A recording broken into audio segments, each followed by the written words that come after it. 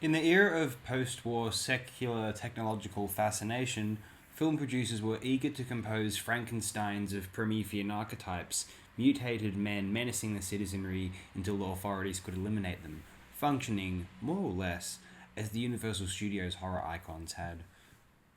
In 1966, The Projected Man was released, a British production adapted from an unproduced Hollywood screenplay credited to one Frank Quattrocchi, their sole credit on IMDb today. Presumably, this screenplay was from the 1950s or dismissed in the 1960s for being stuck in the 1950s. Alex Gordon, a British born producer who worked for many years in the United States, discovered said screenplay and sent it over to his brother Richard, also a film producer, based in London. Richard, who had been working on horror films, requested the film rewritten and be based locally. Hence Britain's answer to 1959's 4D Man.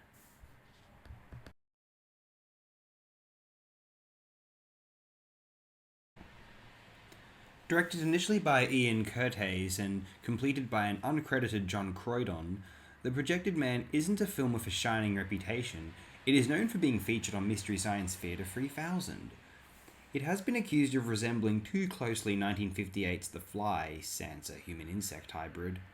It is true that in tone and execution, the narrative is not dissimilar. The plot structure is highly reminiscent, something acknowledged by aforementioned, though apparently uncredited, producer Richard Gordon.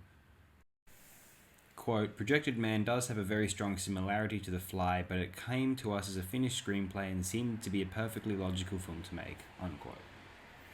The Projected Man gives a viewer with intriguing, unique art design, although downstream of 1950s American pictures.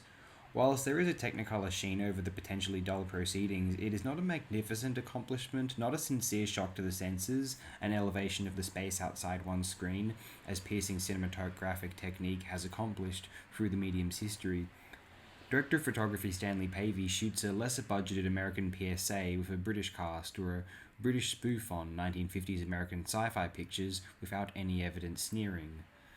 There is a certain lack of charisma or funding which potentially disenchants these otherwise admirable physical sets.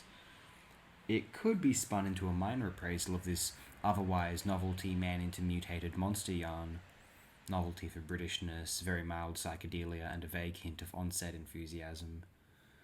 A more nihilistic futurism might be considered to be on display in The Projected Man, a film whose philosophy is that the discoveries of science are far more frightening than wondrous, and so a drab, colder aesthetic was employed compared with the PSA, Douglas Sirk, picket fence, supermodel scientists fare of 1950s American predecessors.